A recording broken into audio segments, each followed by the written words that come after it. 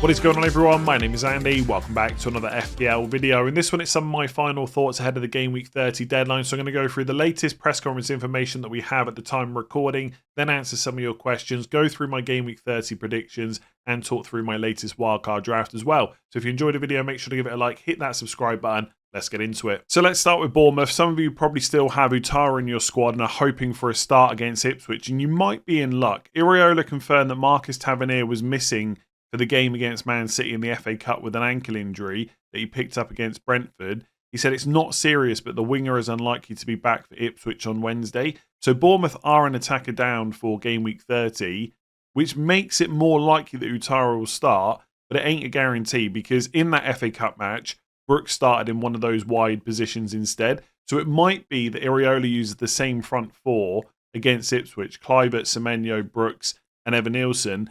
But given they've just played that FA Cup match and it's a quick midweek turnaround to Ipswich, there could be some rotation. So this is what I would say. Wildcard, definitely don't include Ouattara. The minutes long term are still not good enough.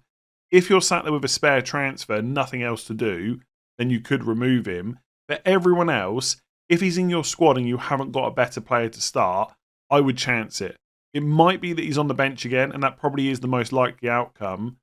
But given that Tavernier is probably missing, and they've just played that FA Cup game at the weekend, if he's ever going to start again, this is the kind of match to do it in. So there is a chance. It's probably a small one, but you never know. And if you've got other stuff to deal with, or you just want to save a transfer before you wildcard in 31, 32, whatever it might be, I would put him in your 11. So there was a big update on Bukayo Saka from Mikel Arteta in his press conference. He said, Bukayo is ready to go. All the careful things are already done. Now it's about putting him on the grass in the right moments. He really wants it. He is ready. And I think he also said something about the fact they've respected the timeline to get him back fit and that they've had to hold him back a bit because Saka obviously just wanted to play. So it does sound like he's pretty close to starting again for Arsenal. Will that happen in Game Week 30 against Fulham? I'd be really doubtful about that. I do think he'll be in the squad, but I think the most likely scenario is that he comes off the bench. Because as much as we see Saka as one of those players that gets, run into the ground by Arteta, very rarely rested, he has had a hamstring injury. He's been out for 3 months. The chance of him coming in and starting every single game and playing 80 to 90 minutes just seems really low. So I don't think he'll start against Fulham. But from Everton away in Game Week 31 onwards, who knows? He could be starting every single match. I think what most people are considering is that Arsenal have those Real Madrid games in the Champions League. That's probably what they really want Saka for. But top 4 is not completely secure. So there isn't a reason to rush him back for Fulham. But once he is fully fit and available again, I could see him starting most matches, even if he goes off around the 70th minute and stuff like that. So I think for Saka, it's no need to rush to get him in right now, but just have it in the back of your mind that you might want him at some point. The reason that I don't want to completely block a path to Saka is Game Week 33. It's quite likely that Arsenal will double against Ipswich away and Palace at home. And if Haaland's not back for that, and I don't fully trust Marmoush for captaincy, for example, I think Saka might be the next best choice. So you don't have to bring him in right now, but potentially over the next few weeks, you might want to consider him if he's back playing quite regularly. So I spoke about Chris Wood on Sunday. We've had an update from Nuno in the press conference on Monday, and he said that he's improving and he's getting better day by day. And basically, it's about getting pain-free so he can start to build his fitness back up again. He didn't give a time frame, but it sounds almost certain that he's going to be out for at least Game Weeks 30, 31, possibly more than that. So what I said on Sunday still stands. If you've got him, he's pretty much got to go. Obviously, there's always the usual caveats. If you've got 11 other players that you can play instead, you can bench Chris Wood before you wildcard or whatever it might be, fair enough. But for most people, that's going to be a pretty easy transfer out. And I would be looking to go to someone like Marmoush, especially if Pep says that Haaland is out in the press conference on Tuesday. Otherwise, Isak and Mateta are probably the 2 best choices. If you need to go a little bit cheaper, maybe Evan Nielsen, João Pedro. But Isak because of the double in 32, Mateta for the same reason. They look like your best options. With Premier League football back tonight, there's still time to join the Let's Talk FPL Premier League Pick'em League over on Sleeper, which is completely free, and you can do so using the link in the description below or scanning the QR code on screen. And there's another £50 Amazon voucher up for grabs for Game Week 30. All you have to do is predict whether it's going to be a home win, an away win, or a draw for each match in Game Week 30. Whoever gets the most amount of correct predictions will win that voucher. If more than one person is on the same number of correct predictions, then I'll do a random draw on the next deadline stream. To show you how easy it is to play, I'm going to make my predictions right now. So an Arsenal home win, potentially with Saka back now. Wolves versus West Ham, I'm going to go for a Wolves home win. Forest Man United, I'm going to go for a draw. I'm not sure I can see Man United winning there, even though that's the prediction I want to make. Bournemouth at home win against Ipswich. Brighton to beat Villa at home as well. Same for Man City. Southampton Palace, I think most of us are trying to triple up on Crystal Palace players right now, so I've got to go for them. Newcastle to beat Brentford. Liverpool to beat Everton, although that will be a tough test. And then probably Chelsea to beat Spurs as well. That's my predictions. It's really easy to play. Link in the description below, or scan that QR code on screen and join the Let's Talk FPL League. So I just want to go through some general thoughts about when you might want to use your chips. Lots of people out there with different combinations of chips left to use. There's not really a one-size-fits-all approach, but I'll try and keep it as simple as possible. For Wildcard, most people, if you've got your free hit left, should probably be using it in 30 or 31. If your team looks good for both of those weeks and you want to save it until 32, that's absolutely fine. But wildcarding ahead of the doubles in 32 and 33 is probably pretty useful for most people. And then you can free hit later on. If you don't have your free hit left and your team is fairly well set up for the next few weeks, I'd probably save it until game week 34. The idea there would be you get through the double in 33 and 32, and then you wildcard out of it, because lots of the players you'll have from those doubles will then blank in game week 34.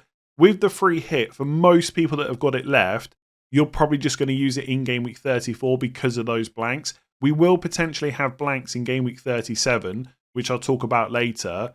But I think given that you can now prepare for the ones in 34, that is when I would earmark your free hit for. If you think you can get through it, then of course save it for later just in case we have more blanks. But we know for sure we're going to have some in 34. So for most people, it's going to make the most sense to use the free hit that week. For assistant manager, because you've got back-to-back doubles quite likely for Glasner, I like using the assistant manager on him in 32 and 33. But obviously it goes over 3 weeks. And if you're going to free hit a wildcard in 34, you can't activate the assistant manager in 32 because that will then be active for 32, 33 and 34 as well. Therefore, you can't use any other chips. So if you want to use it for the back-to-back doubles, you've got to activate it in game week 31. It does mean you can't then use your bench boost or triple captain within those weeks. But the assistant manager is powerful, so I would probably prioritize that chip over the other ones I've just mentioned. If you don't want to use it in those weeks, or you want to use other chips, whatever it might be, then really you're leaving it until the end of the season, either 35 to 37 or 36 to 38. The decision about exactly when to use it would have to be made later on, but that's probably going to be the primary time you go for it. Bench boost, I would say probably 32 or 33 at this point from everything I've looked at. If we've got doubles in 36, potentially you could bench boost then. But for most people, it's probably going to be easier to set up for it now, especially if you're wildcarding in 30 or 31. Obviously, if you're using a different chip, then you can't. The one scenario that people might have trouble with is where you've got every chip left, or at least if you've got wildcard, free hit, bench boost, and assistant manager. In that scenario, if you're wildcarding in 30, so assistant manager 31 to 33, and free hit 34, you can't bench boost in 32 or 33 because you'll have other chips active. In that case, I'll be honest, I'm not quite sure when the best time to use it will be. But if you're wildcarding, you can set up for a pretty good squad overall, and you'll just have to figure it out after game week 34. Whenever your team looks the best for your bench, that is when you'll end up using the chip. That's just the unfortunate position you're in if you've got that many chips left. But for everyone else, 32 or 33 is probably the best time. By the way, if your team looks really good this week for a bench boost, or you're well set up in 31, use it in those weeks instead. Basically, I'd get it out of the way as soon as you can. It's nice to have it in a double game week like 33, but it's quite likely that even if you do use it that week, you'll have some single game week players. So using it in a different single game week is not really that much of a problem. And then for triple captain, if you want to use it on a double game week player, Isak in 32, someone like Haaland, Marmoush, Saka in 33, or potentially in 36 if there's double game weeks that week. Otherwise, you could use it on a single game week like Salah against Leicester away in 33 if you're not using other chips. I know that's quite a quick run through, and that probably doesn't help exactly every single person watching this because you've all got different chip combinations, but roughly that is where I would use most of the chips for the rest of this season. So let's get into some of your questions. I imagine most people on Wildcard will go for the same front three, Isak, Marmoush and Mateta. Are there any good differential forwards to consider for those of us chasing rank? One thing to say for these type of questions, if you think those three players are going to score the most points, they should be in no matter what, even if you are chasing rank. And I know that everyone's talking about them right now, but it's not going to be the case that every other manager owns them. So I wouldn't worry about the differential factor too much. But if you are looking for something different, these are some options that you could consider. Ollie Watkins is definitely one. I don't think it's necessarily great that he missed the FA Cup game, but I suspect he'll start the majority, if not all of the Premier League games. Bearing in mind that Aston Villa still need to get top 4 or top 5 if possible for Champions League, because that's obviously going to be big for any team. So I think he will start the majority of games. The one match that everyone keeps talking about is Southampton away in game week 32. If there's going to be rotation, that's probably the match to do it in. That's smack bang in the middle of the 2 PSG games in the Champions League. So potentially you are going to miss that match.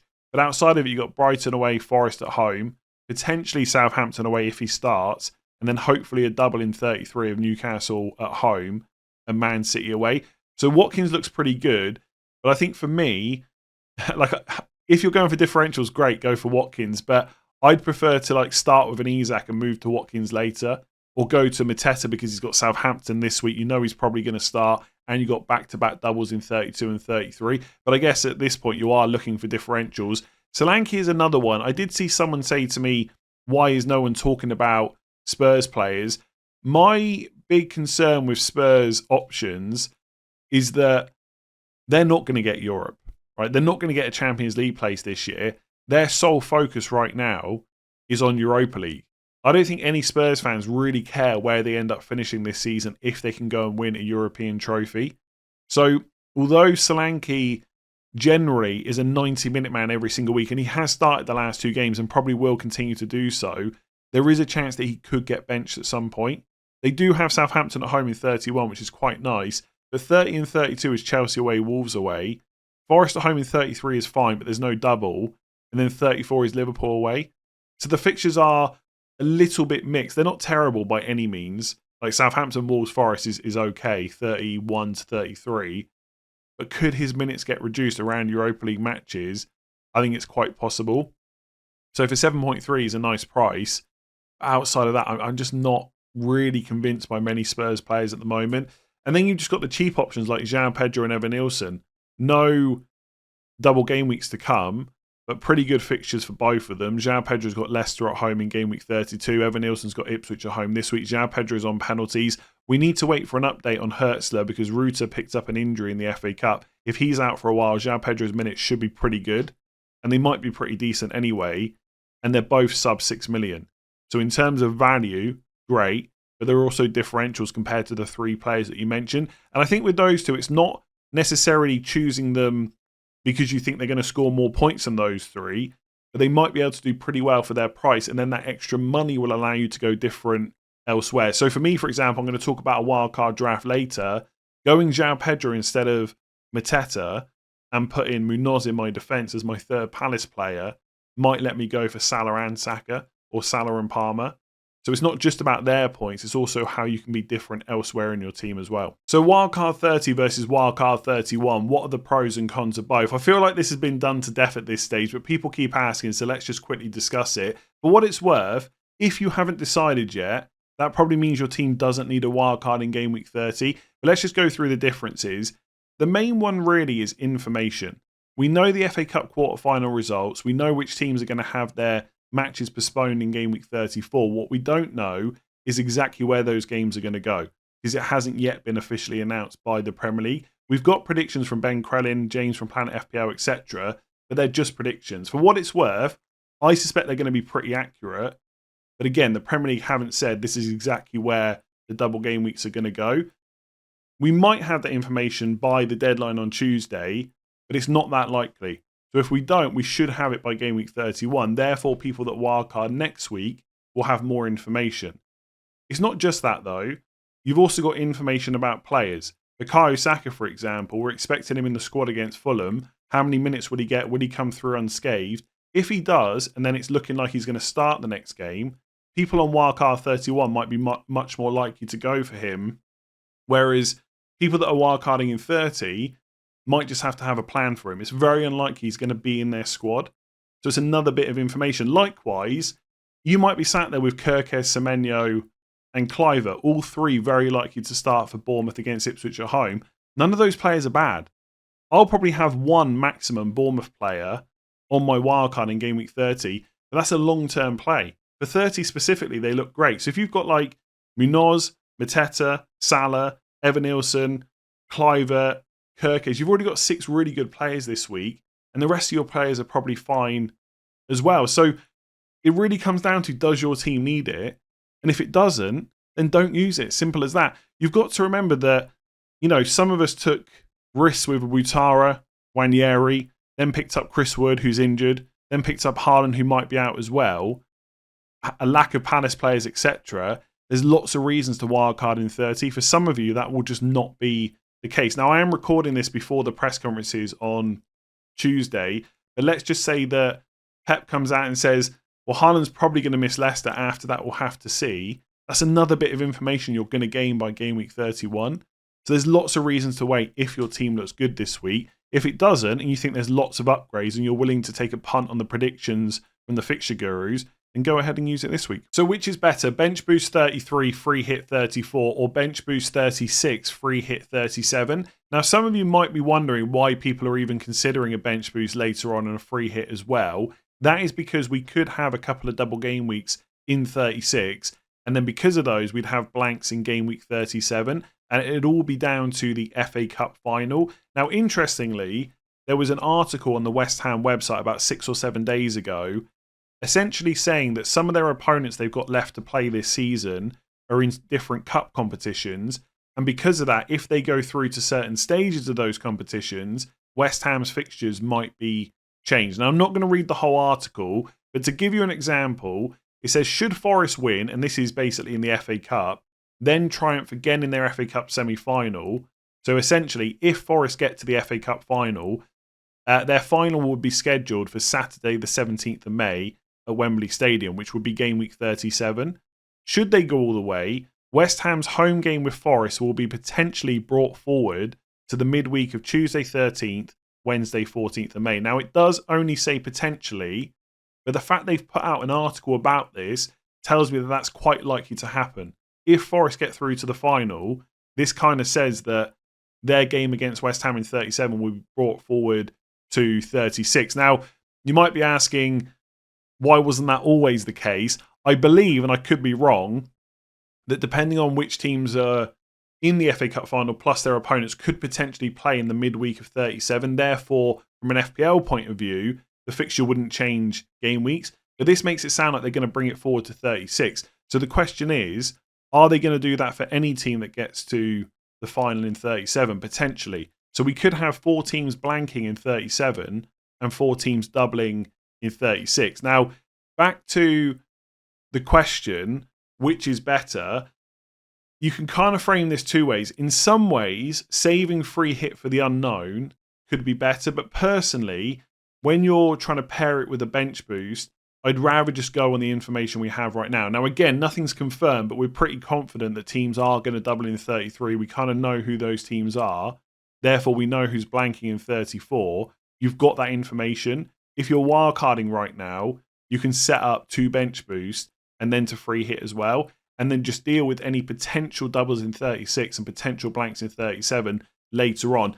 By the way, we don't have 2 free hits. So whichever way you do it, you're going to have to manage a blank with free transfers.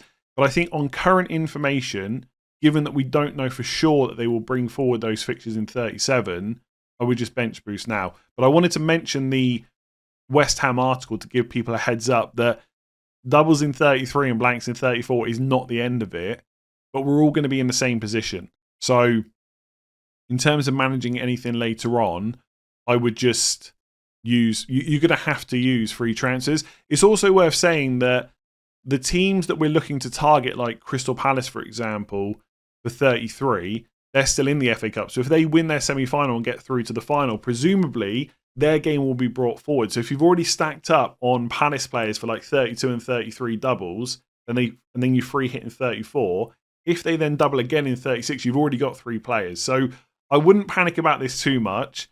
But for the original question, I'd probably just bench boost 33, free hit 34 if they are the 2 options. So is Savinho a good punt? I would say he definitely could be. I think at 6.2 million, there is potential value there. He has started all of the last 6 game weeks as well, which is quite nice. He did come off in the 68th minute against Forest in game week 28 and the 57th minute against Brighton in game week 29. So his minutes aren't fully secure, and I cannot guarantee that he's going to start every single game, but he has started a lot recently for Man City, and we know the fixtures are pretty good. Leicester at home this week is decent, Man United away in 31, Palace at home in 32, then hopefully that double in 33, which would be Everton away and Aston Villa at home.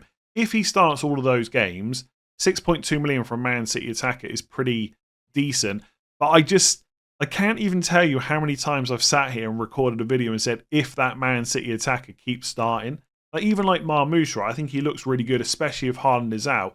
But he's only started 6 of 7. There's always that potential benching that could come. So in terms of, is he a good punt? If we're literally just looking at punts, yes.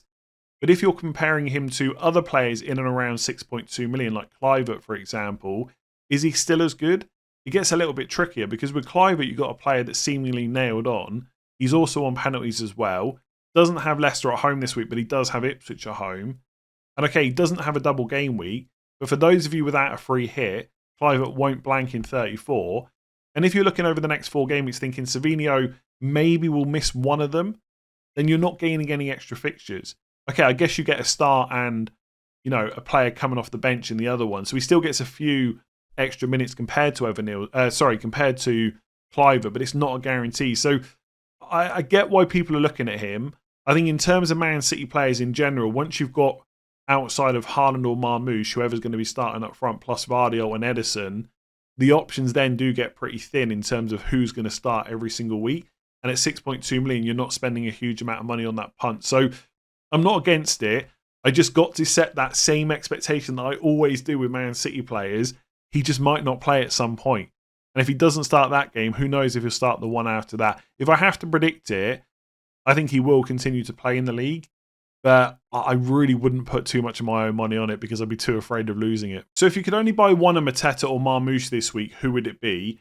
In isolation, just between these two, no other factors included, I'd probably go for Mateta because we know what we're going to get from him. Over the last 3 to 6 months, he's been nailed on. The minutes are good. He's on penalties as well. They're likely to both have a double in 33, but Palace definitely have one in 32. So there's an extra fixture there as well, even though it's a bit more difficult than what Man City have over the next 4 game weeks. So probably Mateta in that case. But when you start looking at it as a combination, it gets a bit more difficult. Now, bear in mind that I'm recording this before Pep Guardiola's press conference, so what he says about Haaland might change my answer. But let's say that Haaland was ruled out until after game week 33. All of a sudden, Marmoush becomes really good, much better than he is right now. And if you go for Marmoush up front instead of Mateta, but then you go for Eze or Sarr in midfield, that probably looks better than, say, a Mateta and a Foden. It's certainly cheaper. By the way, if Haaland is ruled out and Marmoush is going to play number 9, Foden's probably going to get pretty good minutes, so he would then become an option as well. But Marmoush and Eze is cheaper than Mateta and Foden. And I don't think Foden's so good that it's worth paying that extra for. So in isolation, probably Mateta. But when you start thinking about it as a combination, I actually quite like Marmoush, especially if Haaland's ruled out for a little bit. If Pep says that Haaland's going to be out for a week, maybe 2 weeks, then again, at least with Mateta, you know long term he's nailed on. If you're wildcarding in 31 and it's a 1 week only punt, again, it becomes a bit more of a difficult choice. I'd probably go for Marmoush just because he's at home, but there's really not a huge amount in it. So I think for most people, it's probably Mateta. If you're buying one this week and then one next week, I don't think it really matters. Go with whatever your gut instinct is. But I think all round, Mateta is probably the slightly better pick, but that could change based on what Pep says. And I think because Palace have so many other good picks in other positions, going for Marmoush and one other Palace is probably better than Mateta and one other Man City. So I thought I'd talk through what my current wildcard draft looks like at the time of recording. I'm recording this on Monday evening. The video is going to go out on Tuesday morning. Because of the Tuesday deadline, I've got to record it ahead of time. I'll be open and honest, this draft will almost certainly change because any tiny bit of information in the Tuesday press conferences could change my mind on certain players. But I think it's worth talking about because one thing I'm considering is bench boost 32 instead of bench boost 33. Now, in theory, bench boost 33 will be better because you can have more double game week players on your bench, extra fixtures, therefore, hopefully extra points. The reason to look at 32 instead is because I can set up for it right now. And it basically minimizes the amount of transfers that I have to use. And if I want to potentially get Haaland back, if he's not going to be fit for 30 and 31, or if I want to potentially get Saka in, that's already transfers earmarked to be used. And then you've got potential doubles in 36, potential blanks in 37. There's a lot to manage. And so being able to save transfers where possible is quite good. And you can do that by bench boosting in 32 because you would just get those players for the bench boost right now. So with this squad, I think if I've remembered correctly, it would be Martinez and Konza, Southampton away, both of them. And then you'd probably you'd play Murphy because he's got a double in 32. So João Pedro would be on the bench probably with Leicester at home. And then one of the defenders, probably Vardiol, which I think is Crystal Palace. Let me just double check that. Vardiol in game week 32 is, Crystal Palace at home. So Vardiol, Martinez, Konza, and João Pedro bench would be pretty good. And I'd be able to set up for that right now. So this is what the rest of the draft looks like. For what it's worth, I still think I would free hit in 34 rather than 33. Because there's only 4 teams doubling, I don't know if we're going to get so much more information between now and 33 that's going to make a free hit that powerful. If I don't start with Haaland and he's back in 33, I've got ways to get him. Same with Saka. And I can't really foresee too many other players that I'd be missing out on. It might come down to it. We get to 33, I don't have Mateta and he goes crazy. Of course, those things can happen. But that's not worth saving a free hit for. So I'd probably rather just save it for 34 instead. So just to quickly go through the draft. Raya Gabriel double up Arsenal defence. I still haven't gone triple because I want to leave a route open to Saka, as I've already mentioned in this video. One nice thing about going triple Arsenal defence is you save more transfers. You just acknowledge that you're not going to buy Saka for whatever reason, but you just have those Arsenal players in place for that double in 33. There is a bit of temptation to go triple Arsenal defence, but for now I'm just doubling up. Vardiol is still in, and then I've got Munoz as my defender. So I've taken Edison out, taken Saliba out, and I've gone for Raya and Munoz instead. I still don't like the Palace defensive fixtures after 31, but obviously he's so good from an attacking point of view. I'm never going to hate having him in my 11, and I would basically just play him every week anyway. In midfield, Salah, captain. That one's kind of self-explanatory, especially if Haaland is out. Again, this could change a little bit depending on what Pep says about Haaland. If Haaland could be back for 31, then I need to think about how quickly I might want him back. For what it's worth, if Haaland's not going to play in 30, I don't think there's a rush to get him until 33. So unless Pep says he's fully fit and available for Leicester at home, which he's probably not going to say, I'm almost certainly going to start without him. Then I've got Cole Palmer. He is a bit of a risk because he's yellow flagged, and we're probably not going to get a press conference from Maresca ahead of the deadline, but he has been spotted in training. And the reason to go for him is the fixtures next 3 are good. Spurs at home, Brentford away, Ipswich at home. And he's also slightly more expensive than Saka. So if I get to 33 and I want to go for Saka, Palmer to Saka is a move that I can do. So that's why he's in. And I feel like this draft is quite flexible. For example, if I didn't want to go for Saka, right now I could afford Palmer to Rodgers, who will double in 33 almost certainly, and Isak to Haaland, keeping Salah. So I could have a Haaland and Salah draft later on without owning Cole Palmer, which would be fine. So it's quite flexible. The thing that would worry me about that, not doing Palmer to Saka and doing Palmer to Rodgers, Isak to Haaland, is I'd only have 2 Arsenal players. And if they do double in 33, it's Ipswich away, Palace at home. That's what's making me slightly tempted just to start with a triple defence and then just worry about how to get Haaland elsewhere. But anyway, I'm digressing a little bit. By the way, if I do want Haaland without selling Palmer, or because I can't afford to sell Palmer by doing it, then I could just sell Salah instead. It's not going to be fun to sell Salah before Leicester. I really wouldn't want to do it. But if I really want to captain Haaland, then it will definitely be something that I consider.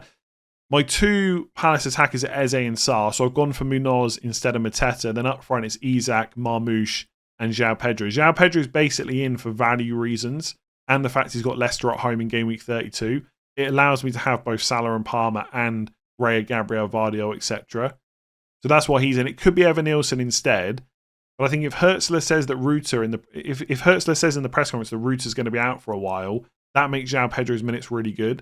And he's on penalties as well, so I'd probably go for him over Evan Nielsen. And then my bench is Martinez, Murphy, Livramento, Konza. So 3 Newcastle, Isak, Murphy, Livramento for 32. 3 Palace, Munoz, Eze, Sarr. And then double game week players for 33, if the predictions are correct. Raya, Gabriel, Vardio, the 3 Palace players, Marmoush, if he's still playing at that point, and Martinez and Konza. So I'd have 9 double game week players. It wouldn't necessarily let me play a 3-4-3 because obviously Raya and Martinez are both goalkeepers. If I'm bench boosting in 32, I can only play one of them in 33.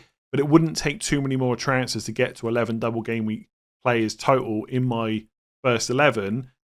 And also Salah's fine against Leicester away, so I'd only need 10. So that's potentially how it could work. My brain is kind of a bit fried over this. I actually feel, maybe I just put more time into it, I don't know, but I feel like Wildcard 29 in the end was a lot easier to put together. Because you're wildcarding in a blank, there's only a certain amount of players you can pick from. And then on your bench, you're just setting up for the double in 32. With Wildcard 30, it's a little bit more difficult because you've got a few more options. But I'm pretty sure I'm going to free hit in 34.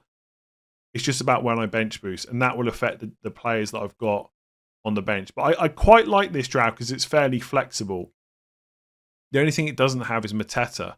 Like in terms of other players that I don't think there's too many. Like Gordon, of course, would be great, but Murphy is a lot cheaper. Mateta would be great, but I've still got 3 Palace players. It's flexible in terms of how to get Saka, how to get Haaland. If I wanted both of them, by the way, I could do Salah to Haaland via Isak and Palmer to Saka. And I'd be rolling, in theory, I'd be rolling 31, 32, 30, and then obviously going into 33 with 3 free transfers as long as nothing else goes wrong. So this feels like quite a flexible draft, and it's helped by bench boost 32. Anyway, I'm going to leave it there because on deadline later today, this draft will almost certainly be different. Thank you very much for watching. If you enjoyed that, make sure to give it a like, hit that subscribe button. The deadline stream will be starting. I actually need to double check this. Yeah, 4:15 because the deadline is 6:15. So I'll see you then.